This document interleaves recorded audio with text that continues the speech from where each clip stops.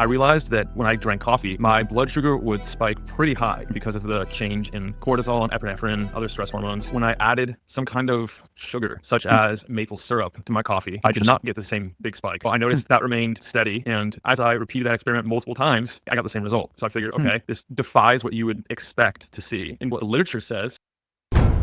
You're someone who's really into evidence-based stuff and going through the research.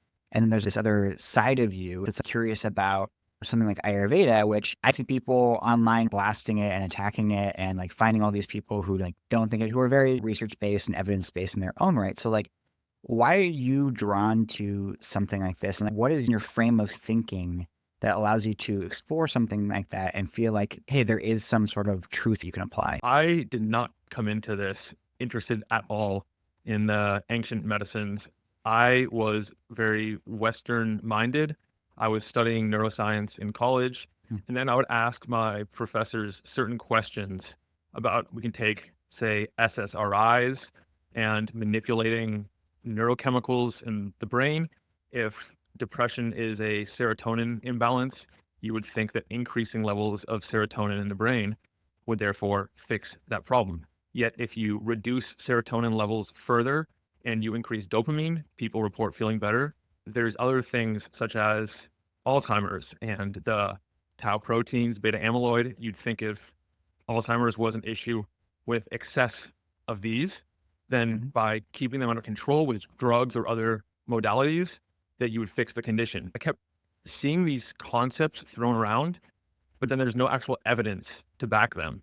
I started exploring, okay, what are the other solutions? Perhaps there is things outside the paradigm that we're currently living with, because a lot of these were not as big of issues back in the day, hundreds, thousands, tens of thousands of years ago. Of course, there's a lot of confounding factors. It's very hard to isolate and say, oh, this one thing over here is what's causing all these conditions. But surely there were other solutions. I started studying these systems to see if they had any merit, anything that made sense. And as I started applying some of the teachings to my own life, I started noticing I feel better when I do this.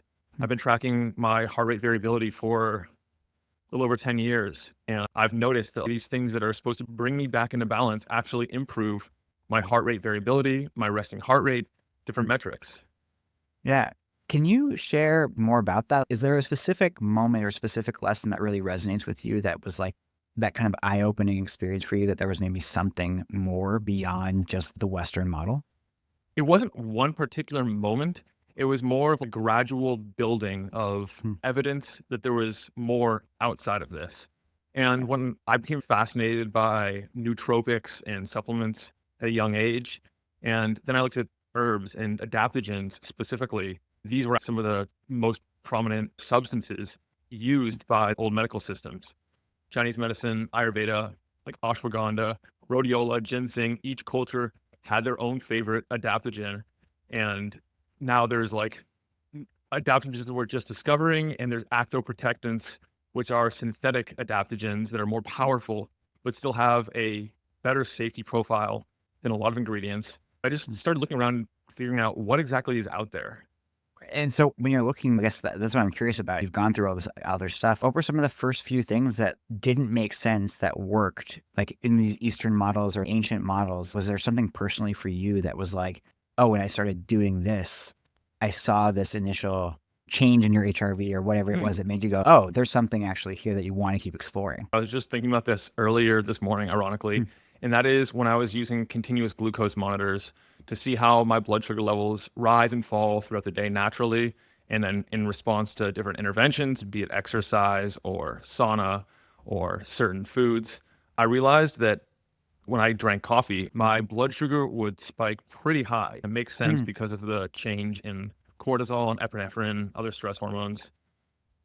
But then paradoxically, when I added some kind of sugar, such as maple syrup, to my coffee, I did not get the same big spike, which you would not expect because I'm adding sugar. I'm adding glucose and sometimes fructose into the coffee. And so I noticed that remained steady. As I repeated that experiment multiple times, I got the same result. So I figured, okay, this defies what you would expect to see and what the literature says. But there's a book called Biochemical Individuality by Roger Williams. And he talks about how from one extreme human to the other, you can have a difference of like 10 to 100-fold difference in stomach size. He would find some people have a stomach this big, other people would have a stomach 6-fold larger. In biology, structure dictates function. If you have a stomach 6 times larger than the person with the smallest stomach, you're going to respond very differently to treatments and interventions. According to him, it's actually abnormal to be average across the board. I had a great conversation with this guy named Daniel DiPiazza, who's an entrepreneur and philosopher. And one of the things we talked about was the fact that the average person doesn't exist. We have this idea that, oh, like you're average, you're 5'10" and you weigh this much and you look like this. But it's possible, very likely, there's not a single person who actually has all of those traits. Or there might even be a person who's that exact average in height. We don't even know that it even exists. It's just this number that we use to make sense of the world, but it's not actually a thing in and of itself. And that's part of the importance of self-experimentation and getting clear, whether objectively or subjectively, ideally both, to see how you respond to different things. Because I heard for so long that creatine was the best thing. In fact, I started taking that when I was in high school to perform better at sports because I wanted to play college football, and I did. And so I started taking creatine at a young age. And then for some reason, I expected to gain water weight, be more hydrated, have all these classic characteristics of loading on creatine and then having replete levels of creatine in your body. Yet I never experienced any of that. But the data behind creatine is so compelling. So of course I continued to take it, all kinds of dosing, different frequencies, with and without sources of carbohydrates to see what kind of effect that would have.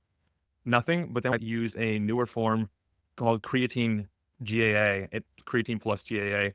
That one actually has an impact on me, and I get the benefits I would expect out of creatine, but I didn't get them before. Even though most people do, there's a small percentage of people who are non-responders. So if I didn't measure anything, I wasn't aware of what the effects that I should experience. I would go through my entire life having no impact from regular creatine monohydrate. I think that's a great point and beautiful example